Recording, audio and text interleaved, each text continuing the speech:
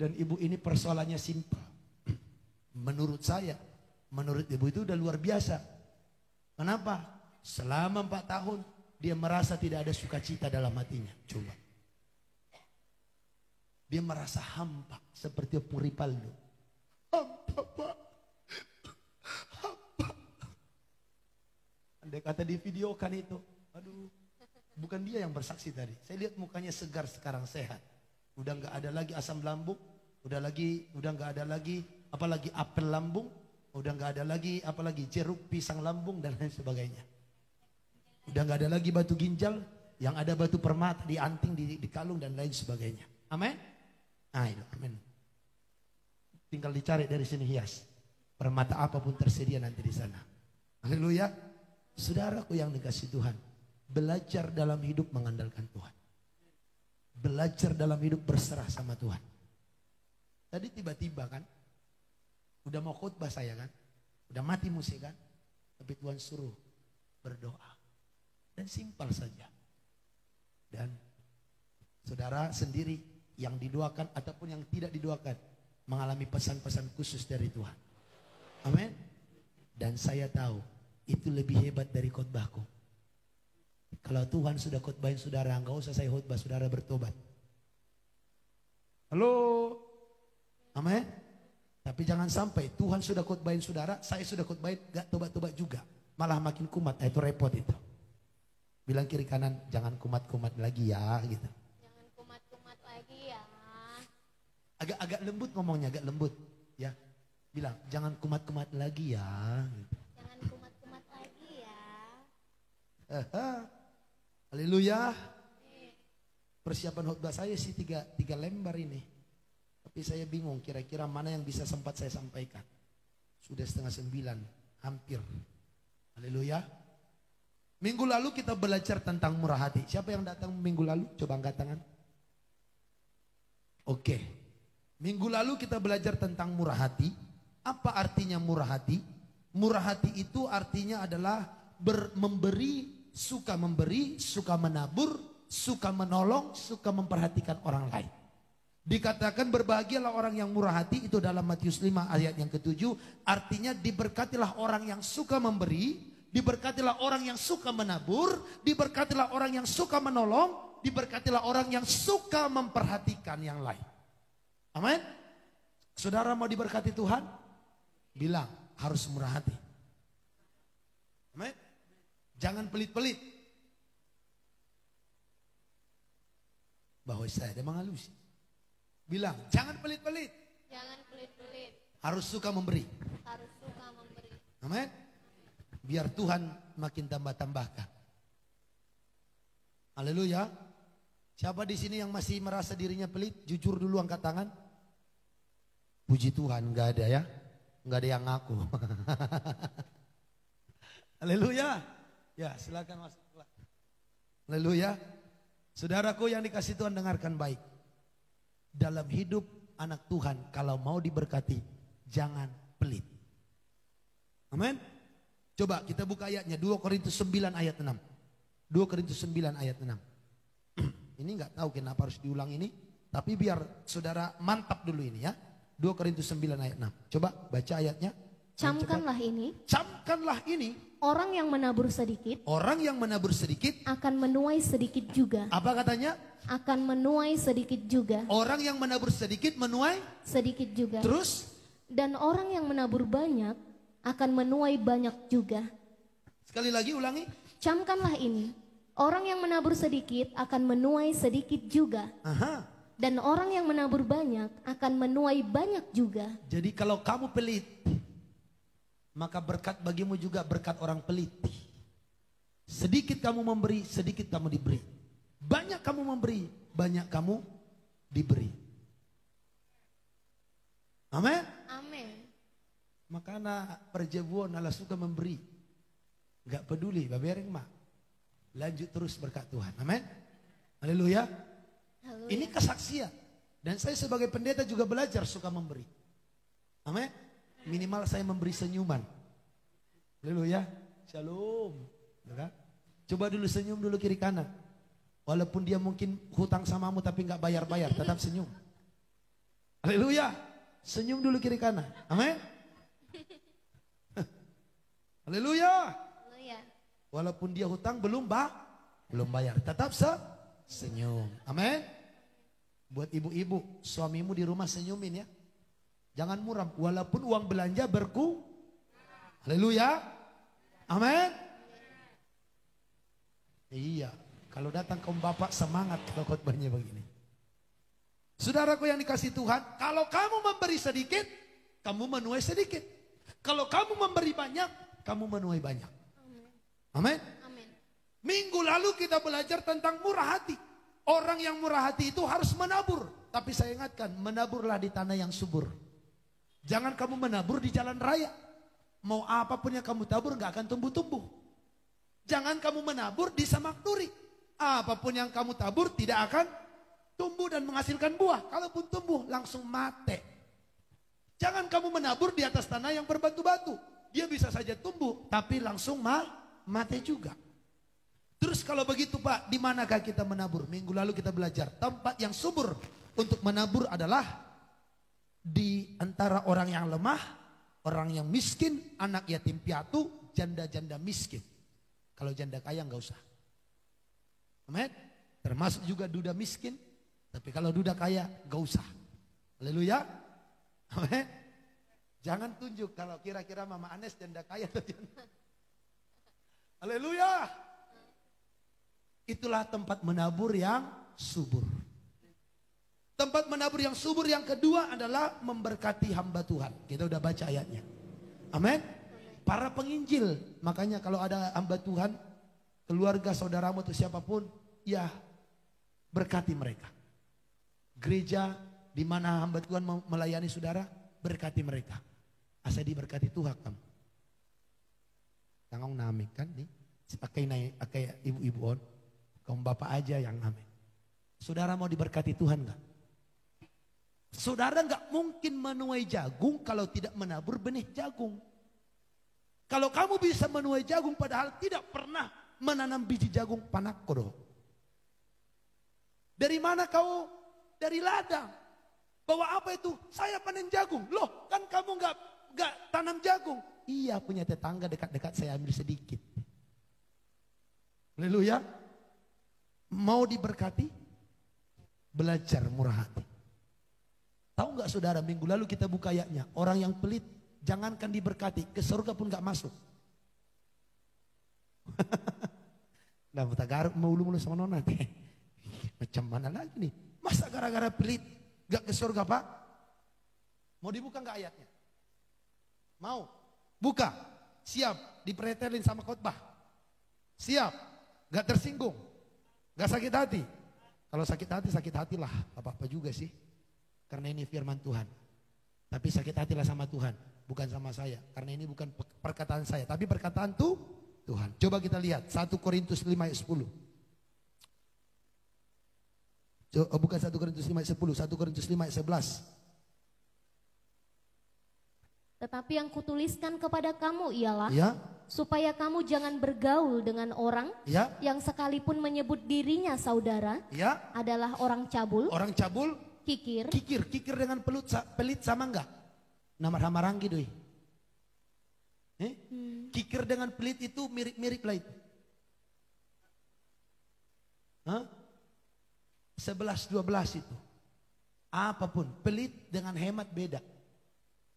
Pelit itu yaitu anaknya kikir. Kikir itu mama bapaknya, kakek opungnya. Saudaraku yang dikasih Tuhan, kikir, penyembah berhala, pemfitnah, dan apa katanya? Coba lanjut dulu. pemabuk, Ya. atau penipu. Ya, Dengan orang yang demikian, janganlah kamu sekali-kali makan bersama-sama. ya. Dengan orang demikian janganlah sekali-kali makan Bersama-sama. Ternyata dengan orang kikir pun jangan makan bersama-sama. Kenapa? Suka ngajak makan tapi tidak mau bayarin makan. Minta ditraktirin. Jadi jangan suka makan bersama-sama dengan orang ini. Ya, bisa jadi aji mumpung. Holani boto, omak ni si Jessica rumah bayar teripesan, kepala kakap, pangkang dan lain sebagainya. Ketika dibilang bayar masing-masing, udahlah ke warteg lah kita katanya. Haleluya. Coba kita lihat ayatnya yang lain, 1 Korintus 6 ayat 10. 1 Korintus 6 ayat 10. Pencuri, orang kikir, pemabuk, pemfitnah, dan penipu tidak akan mendapat bagian dalam kerajaan Allah. Yang kikir tidak masuk yang kikir tidak masuk amin. Kikir itu sama dengan serakah, menghalalkan segala cara. Ya, jadi kalau saudara termasuk orang yang begitu kikir, hati-hati. Kalau tidak bertobat nggak ke surga. Ke surganya aku Pak, ya udahlah terserahmu lah. Haleluya. Tapi saya yakin di sini ini muka-muka yang murah hati semua. Ber kamu mah alisnya. Ya, lihatlah alisnya itu. Itu alis yang murah hati. Amin. Lihatlah senyumnya itu. Coba lihat kiri kanan senyumnya itu. Ini senyum orang yang murah hati. Bilang kiri kananmu, aku murah hati banget loh gitu. Bilang yang kepada yang tadi, asal matoho. Haleluya.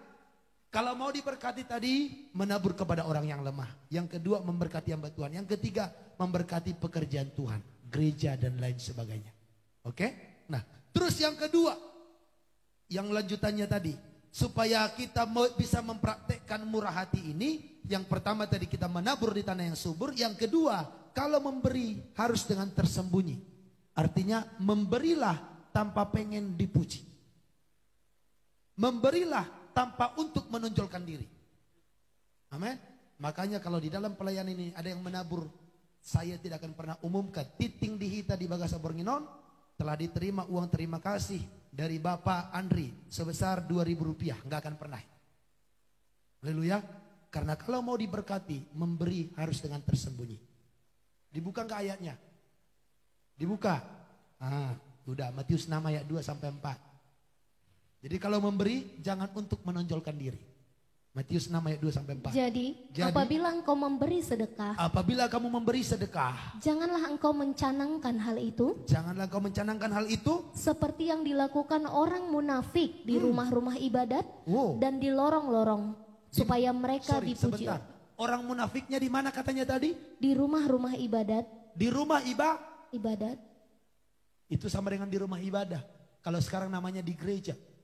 Jadi hati-hati, di gereja bisa juga ada orang munafik.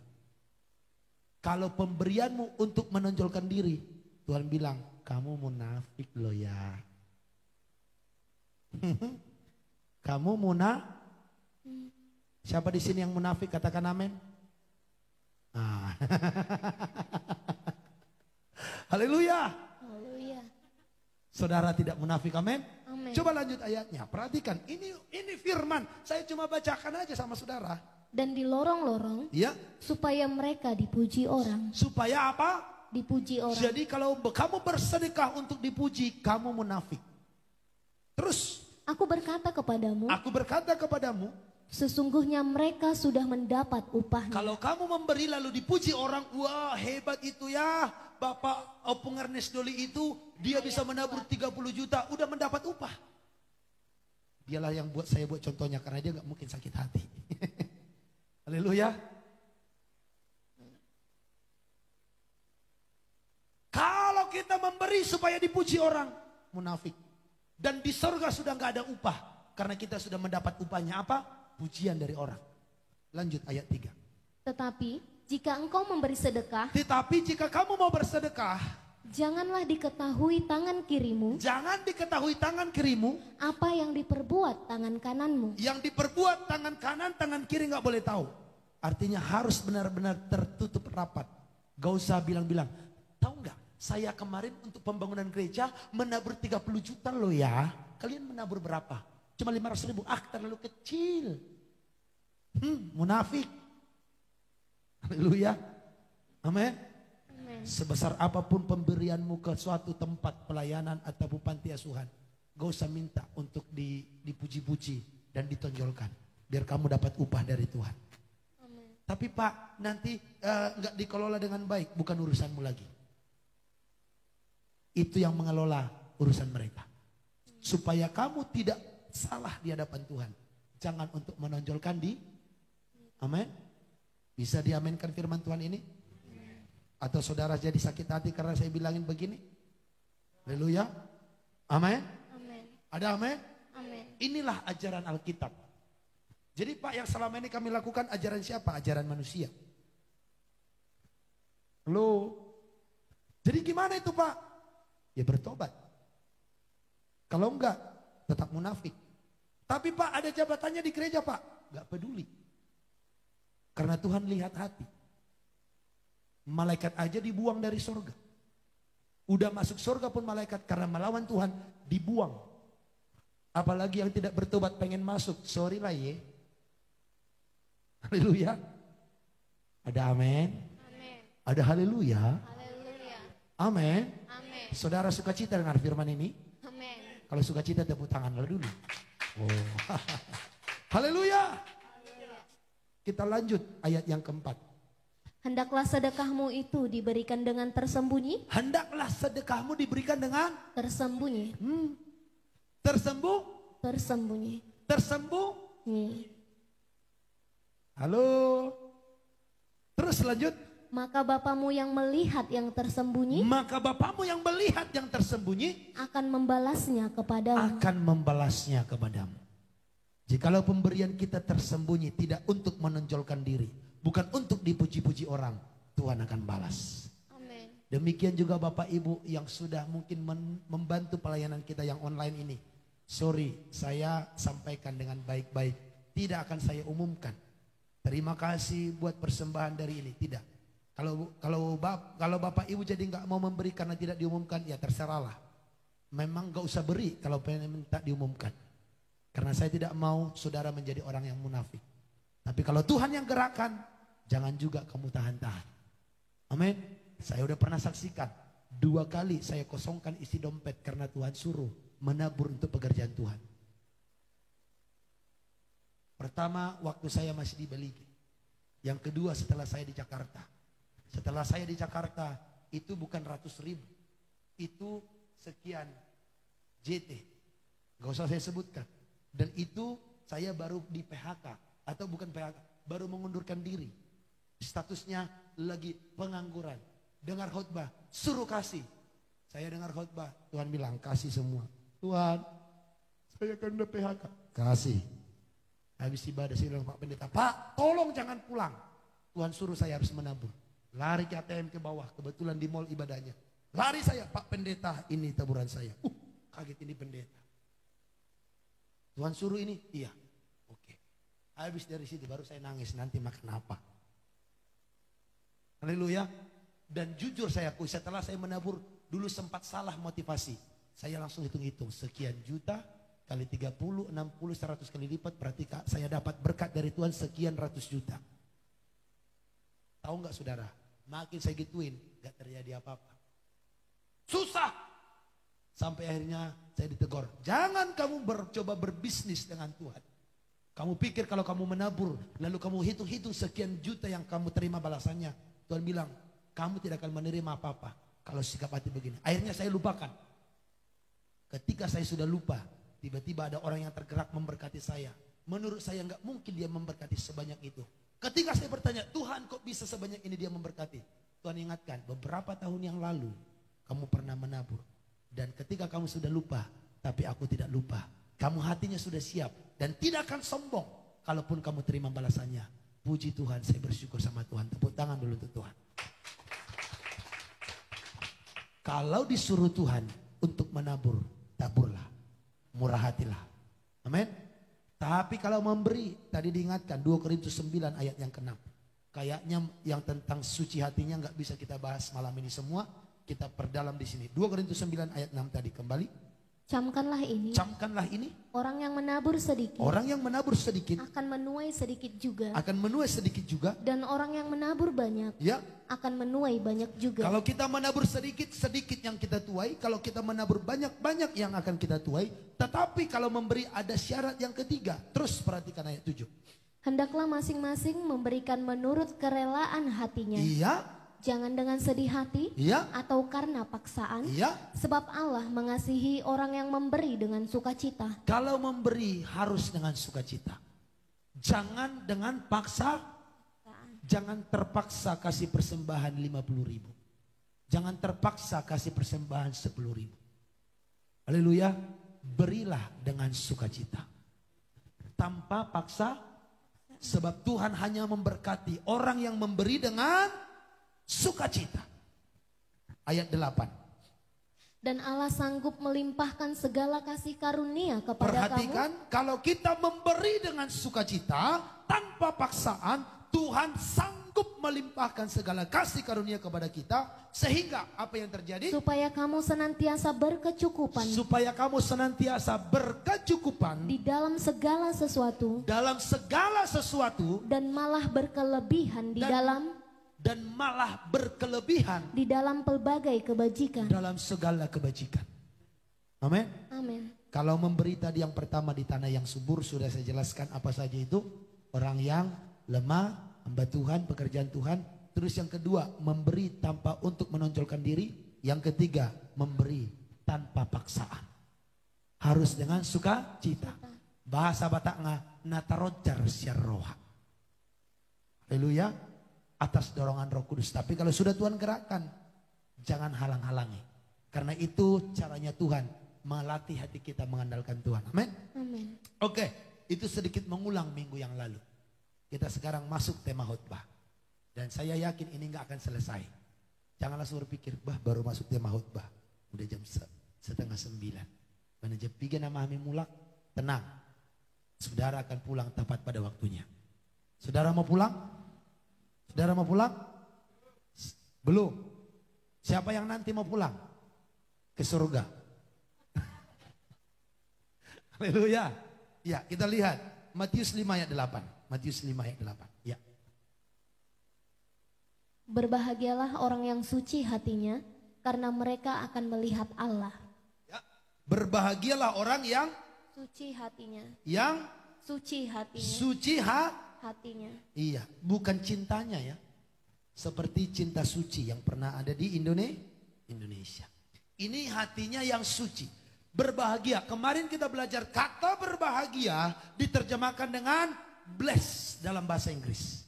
Artinya diberkatilah orang yang suci hatinya karena mereka akan melihat Allah. Orang yang suci hatinya mereka akan melihat Allah. Saudaraku, saya pelajari. Hati dalam bahasa Kamus Besar Bahasa Indonesia artinya adalah tempat manusia menyimpan perasaan dan pengertian yang mempengaruhi batin dan jiwa. Hati itu adalah tempat manusia menyimpan perasaan dan pengertian. Amin. Nah, berarti berbahagialah orang yang suci hatinya. Berarti artinya suci hatinya, kita lihat kata suci. Kata suci diterjemahkan dengan kata bersih tak bernoda. Apa saudara? Bersih tak bernoda. Iya, suci diterjemahkan dengan kata bersih tak bernoda ataupun tak bercela.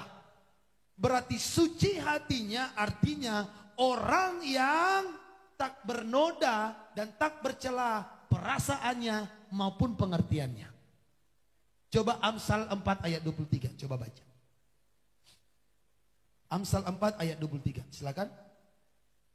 Jagalah hatimu dengan segala kewaspadaan, iya, karena dari situlah terpancar kehidupan. Saudaraku, jagalah hatimu dengan segala kewaspadaan, karena dari situlah terpancar kehidupan. Saudara, hati kita adalah pusat kehidupan kita. Amin. Dalam bahasa sehari-hari dikatakan yang terutama sekali, jagalah hatimu karena hatimu mempengaruhi segala sesuatu di dalam hidup. Ada amin? Amin. Amin. Jadi hatimu, hatiku, hati kita masing-masing adalah pusat kehidupan kita. Jadi kalau mau menjaga hidup, jaga hati. Amin. Jaga hati untuk apa, Pak? Tetap suci. Menjaga hati tetap suci sama artinya dengan menjaga perasaan, menjaga pengertian kita tetap bersih dan tidak bercacat dan tidak bernoda. Amin. Jadi kalau kita menjaga hati kita tetap suci, itu sama dengan kita menjaga perasaan kita, menjaga pengertian kita tidak ternodai oleh apapun dari dunia ini. Saudara, perasaan itu melingkupi tentang keinginan, kehendak dan sikap kita terhadap sesuatu yang terjadi. Makanya seringkali kita berkata kepada seseorang lagi ngobrol, udahlah jangan baper, gitu kan? Jangan bawa perasaan, artinya responnya jangan salah. Jadi kalau mau suci hatinya, berarti jaga responmu terhadap situasi yang sedang terjadi. Jangan sampai ternodai. Amin. Haleluya. Jelas sampai di sini. Amin. Jadi perasaan itu sikap kita, respon kita terhadap sesuatu yang sedang terjadi. Nah, saudara perhatikan baik. Jadi arti Matius 5 ayat 8. Berbahagialah orang yang suci hatinya, maka mereka melihat Allah adalah diberkatilah orang yang menjaga hatinya atau perasaannya tetap bersih dan tak bernoda, dan yang tetap menjaga sikapnya tetap baik terhadap segala situasi yang terjadi dan menjaga pengertiannya tetap bersih. Saudaraku, pengertian itu menyangkut dengan pikiran. Jadi jikalau mau menjaga hidupmu tetap baik, hati-hati dengan sikapmu setiap hari. Orang marahin kamu, sikapmu seperti apa? Orang maki-maki kita, sikapnya seperti apa? Pasangan cembelutut, sikap kita seperti apa? Orang hutang belum bayar, padahal posting-posting jalan-jalan, sikapmu seperti apa? Emosi. Si mata emangnya, aduh. Utang kagak bayar tapi posting lagi jalan-jalan. Sikapmu seperti apa? Jaga hatimu. Jangan sampai marah karena lingkungan, karena orang lain, karena perkataan orang. Ada amin? Haleluya. Kalau saudara menjaga sikap hati tetap baik, maka saudara akan melihat Allah. Apa artinya melihat Allah? Ini artinya. Saya kasih tahu kepada saudara. Artinya melihat Allah adalah menjadi anak Allah. Kita lihat dulu Keluaran 33 ayat 11. Keluaran 33 ayat 11. Dan Tuhan berbicara kepada Musa dengan berhadapan muka, seperti seorang berbicara kepada temannya. Kemudian kembalilah ia ke perkemahan. Tetapi abdinya Yosua bin Nun, seorang yang masih muda, tidaklah meninggalkan kemah itu. Orang yang mampu menjaga hatinya tetap suci, maka ia akan melihat Allah. Dan saudara, di Alkitab dicatat dalam Keluaran 33 ayat 11, seseorang yang sanggup melihat Allah berhadapan muka dengan muka ialah Musa. Musa berhadapan muka dengan Tuhan, berbicara seperti kepada teman. Dan saudara tahu siapa si Musa? Seorang nabi yang begitu hebat di Alkitab. Kejadian, Keluaran, Imamat, Bilangan, Ulangan, 5 kitab ditulis oleh Musa. Jadi jikalau kita sanggup menjaga hati tetap suci, maka kita pasti akan jadi orang hebat. Amen. Jadi orang yang luar biasa. Amin. Nah, kita lihat contohnya Yakub, gak usah kita buka ayatnya. Yakub pernah kan bergulat dengan Allah. Makanya Yakub itu diganti namanya menjadi Israel. Yakub artinya penipu. Makanya kalau ada nama anakmu dibuat Yakub, ya bilanglah kamu Yakub yang sudah bertobat ya gitu. Karena Yakub itu artinya makanya Yakub diganti dengan nama Israel. Israel artinya apa? Pangeran Allah. Ketika si Yakub sudah bertemu dengan Tuhan, dia diganti nama menjadi pangeran Allah. Dan keturunan Yakublah yang menjadi bangsa Israel. Yang sekarang terkenal dengan segala kepintarannya. Israel gak sebanyak bangsa Indonesia. Tapi jangan coba-coba ganggu. Siapa coba ganggu orang Israel, habis ekonomi kita dihancurkan. Amin. Satu orang Israel aja dulu pernah mengganggu ekonomi dunia. Satu orang Israel. Haleluya. Negara Israel pernah diserang dari segala bangsa-bangsa Timur Tengah, tapi tidak bisa dikalahkan. Haleluya. Israel itu adalah orang-orang yang mendapat hadiah Nobel terbanyak di dunia. Hadiah Nobel, tahu saudara hadiah Nobel? Itu penghargaan tertinggi kepada orang pintar. Itu ya kalau macam kita ini nggak mungkin dapat hadiah Nobel. Paling hadiah novel. Haleluya. Kalau Nobel nggak mungkin. Tapi orang Israel paling banyak mendominasi. Kalau tidak salah 2/3 dari penerima hadiah Nobel itu orang Israel. Pintarnya luar biasa. Jadi kalau kita sanggup melihat Allah, itu artinya kita akan menjadi orang yang luar biasa. Amin. Itu berkatnya kalau dapat menjaga hati tetap suci. Nanti kalau sempat kita belajar gimana caranya biar hati tetap suci. Gimana caranya biar hati tetap bersih. Biar pengertian tetap bersih, tidak bernoda. Gimana caranya? Biar perasaan tetap terjaga dengan baik. Jangan gampang baper dengan keadaan. Haleluya. Ada amin? Kita lihat berkat yang kedua. Melihat Allah sama dengan menjadi anak Allah. Wahyu 21 ayat 7, nanti dilanjut 22 ayat 4. Wahyu 21 ayat 7. Barang siapa menang, ia akan memperoleh semuanya ini. Dan aku akan menjadi Allahnya. Dan ia akan menjadi anakku. Aku akan menjadi Allahnya, ia akan menjadi anakku. Ayat pasal 22 ayat 4. Pasal 22 ayat 4. Wahyu pasal 22 Dan mereka akan melihat wajahnya. Dan namanya akan tertulis di dahi mereka. Amin. Orang yang melihat Tuhan, namanya itu tertulis di dahi mereka. Nama Tuhan. Amin. Itu yang pernah saya sebutkan juga huruf T. Amin. Nanti setiap kita itu dikasih huruf T. Yang kasih Tuhan. Supaya ketika datang pembinasa keji kita nggak kena.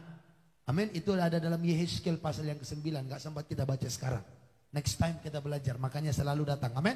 Supaya jangan ketinggalan, amin. Bilang kiri kanan, setia datang ya, bilang gitu. Amin. Ya, haleluya. Iya, pekerjaan yang lain ditunda dulu demi ibadah. Jangan ibadah ditunda dulu demi pekerjaan. Enggak amin juga nih. Haleluya. Amin. Saudara, ibadah itu mengandung janji. Ibadah itu mengandung berkat. Orang yang beribadah akan dibedakan dari orang yang tidak beribadah, kata firman. Kamu harus beribadah supaya aku memberkati roti makananmu, air minumanmu, dan menjauhkan segala penyakit dari tengah-tengah. Amin. Makanya jangan suka gantikan ibadah dengan hobi lah, nongkrong lah, sinetron lah, tidur lah, arisan lah, kondangan lah. Macam mana pula mau diberkati kalau begitu? Haleluya. Ada amin? Nah, sekarang main cepat. Kita pakai waktu sedikit lagi. Masih mau dilanjut? Atau cukup? Lanjut? Lanjut? Yang mau katakan amin? Coba tepuk tangan dulu. Oke. Iya. Daripada pulang toh juga saudara paling ngobrol nanti. Paling lihat-lihat status gitu kan? Iya kan? Iya, paling lihat TikTok. Apa sekarang lagi apa itu? Yang lagi booming gerakan TikTok. Saya nggak tahu sih, saya nggak ngikutin. Ya, apa? April, tahu nggak? Nggak tahu juga. Hah? Iya, oke, puji Tuhan. Sekarang kita lihat bagaimana sih caranya supaya menjaga hati kita tetap suci. Yang pertama, menerima nasihat dan hidup di dalam kasih.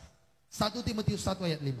Supaya hatimu tetap suci, kamu dan saya harus bisa menerima nasihat dan hidup dalam kasih. Ya.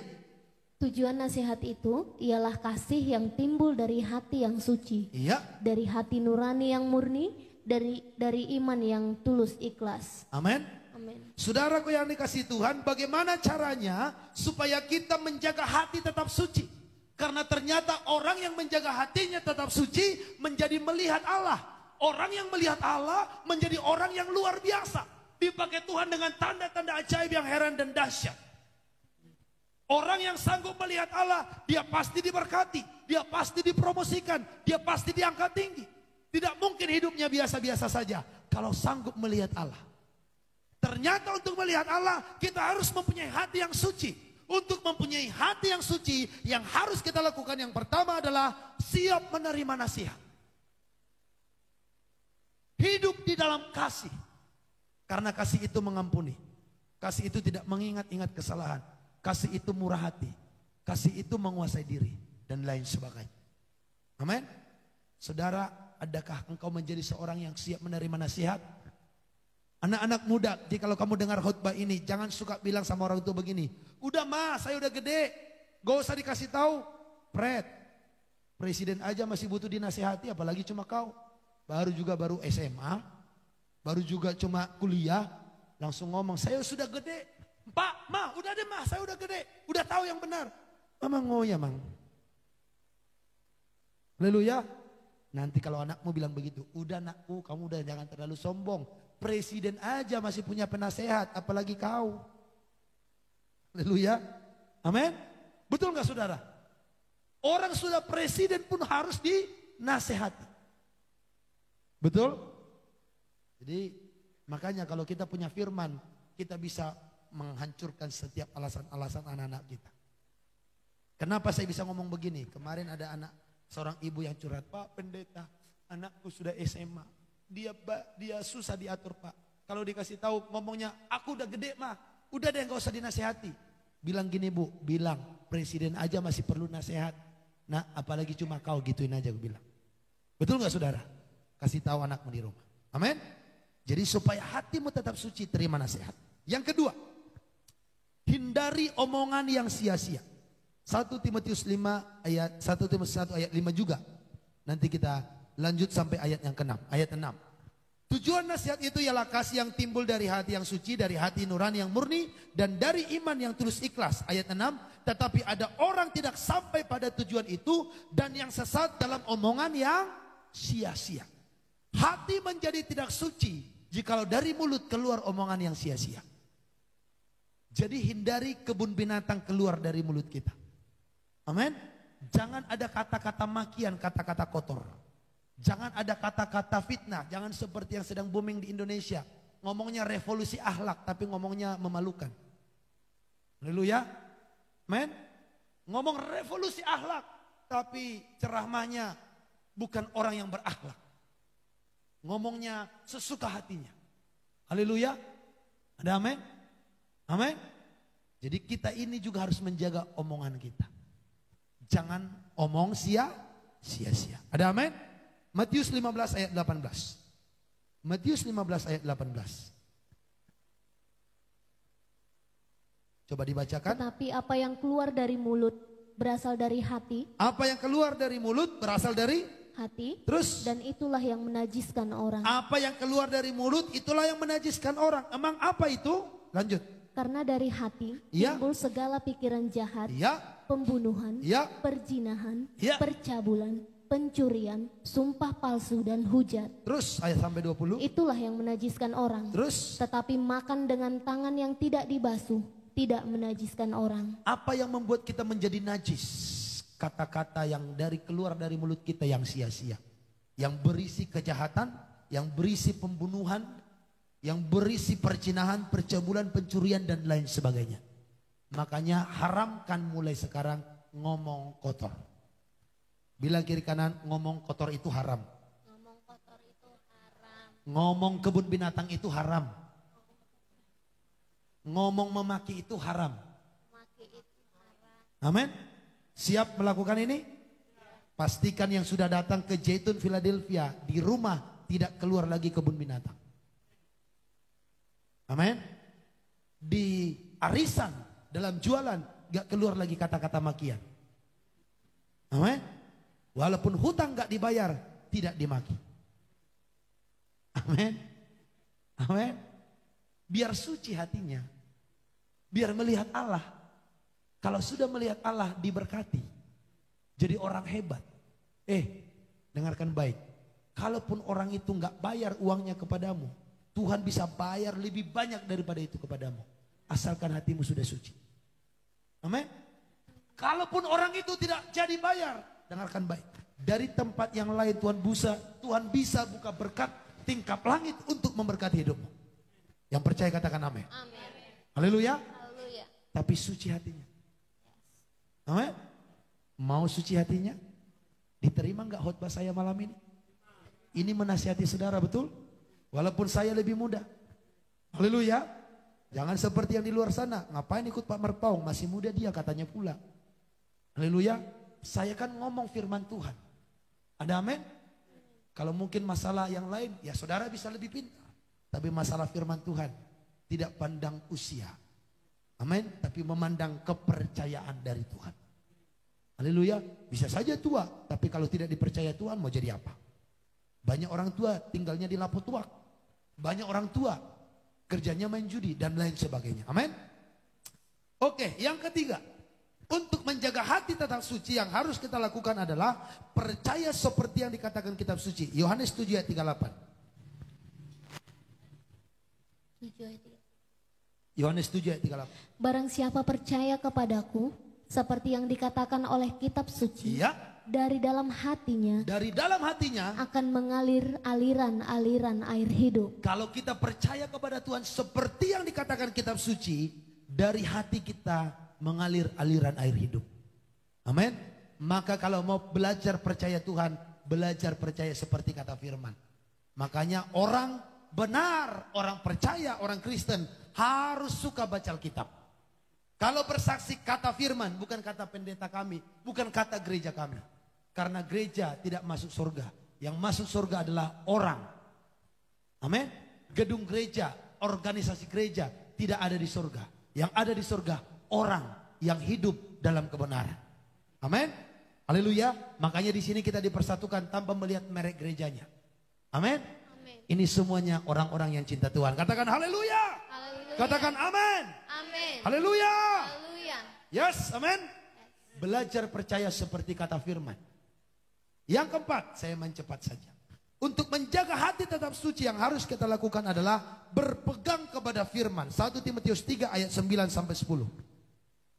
1 Timotius 3 ayat 9 sampai 10. Melainkan orang yang memelihara rahasia iman dalam hati nurani yang suci. Ya, terus. Mereka juga harus diuji dahulu, baru ditetapkan dalam pelayanan itu setelah ternyata mereka tak bercacat.